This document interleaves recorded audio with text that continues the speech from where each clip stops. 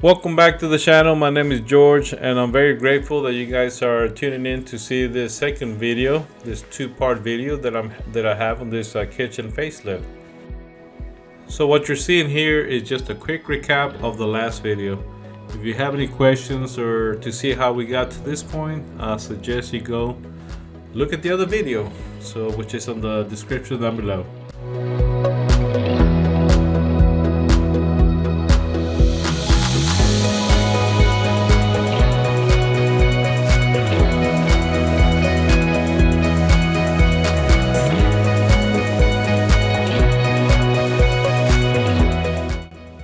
Well, once we were done with all the painting of the cabinet boxes, so now it's time to put all the tile, the backsplash. So as you can see, this tile is very thin, so it's very fragile.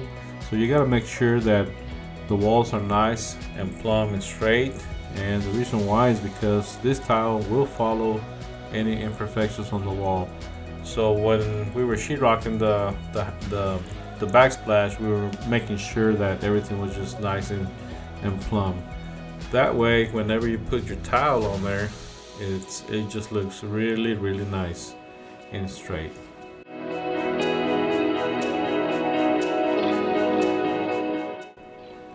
Boy, look at that tile. That tile looks amazing, y'all. Yes, sir. It looks really nice. So anyway, we went back to our shop and got all the doors that we made, getting them ready to start priming them. So as you can see, we have a lot of drawer fronts, a lot of doors, upper and lowers. I believe it was a total of 42 doors and 22 drawer fronts. We're using the same type of paint, the Sticks primer and advanced paint. As you can see, we're shooting the primer, and I'm kind of doing a little bit different since we have new doors. So I'm putting 2 coats of primer, but the first coat I put it on, as you can see, not too heavy, but kind of nice, even coat. So once I had the first coat on there, we went back and sanded in between, and then I did all the prepping, a lot of prepping, and then re-primered them again, so that whenever I shoot my actual paint, it looks very nice.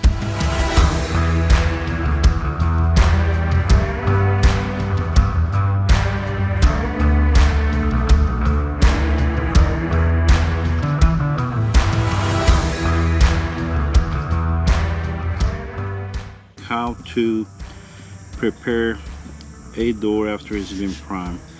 As you guys know, I like to use Sticks primer. I already put 2 coats of primer and kind of gave it a quick sand.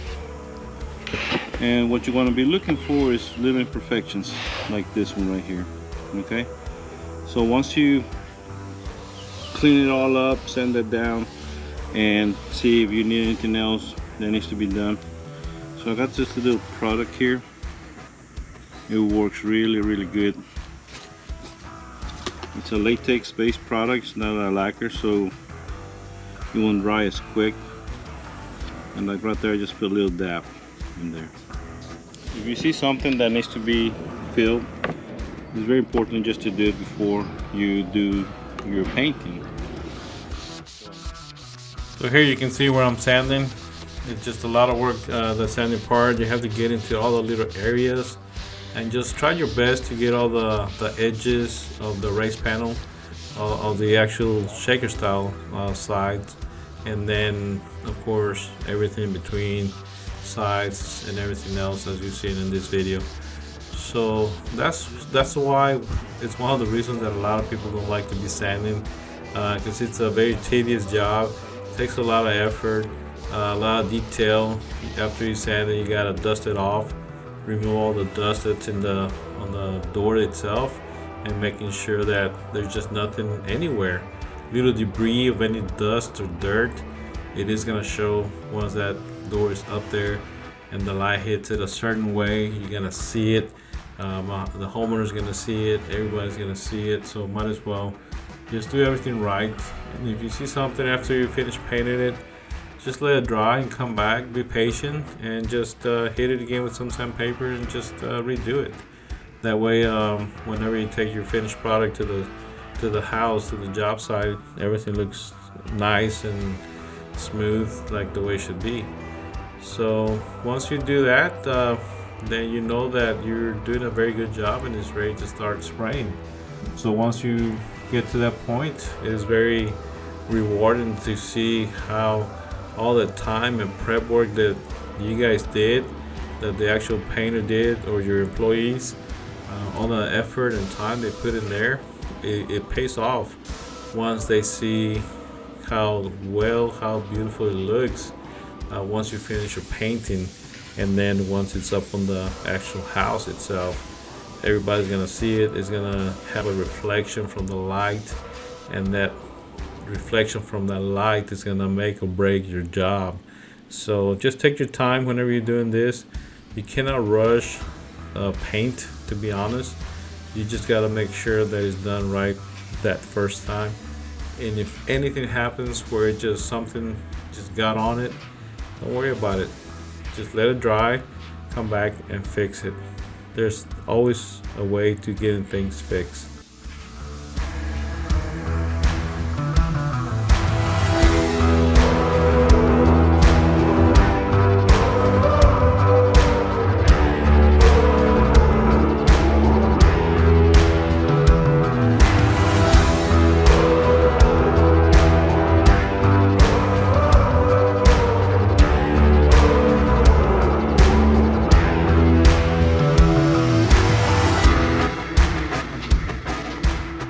So here you can see I already have one coat here. So the finish that we're using is the satin, and you can see it has a very nice smooth feel to it.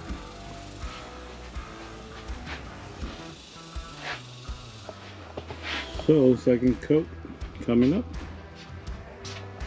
All right, let's check out the second coat. Here you can see what it's just applied. It's a little fresh. I mean sweat.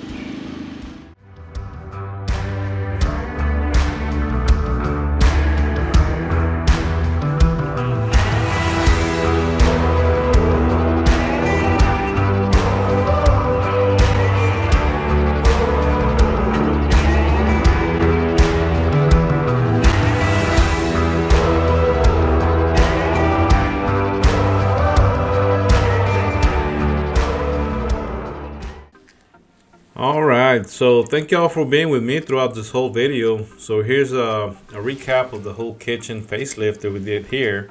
As you guys know, we did a few things. We removed all doors and replaced them with new shaker style doors and drawer fronts. We removed the countertop, the old granite countertop that was there, and we put a beautiful quartz. And we also did the backsplash. We removed the old backsplash with the old sheetrock and put all new sheetrock, and then the new backsplash.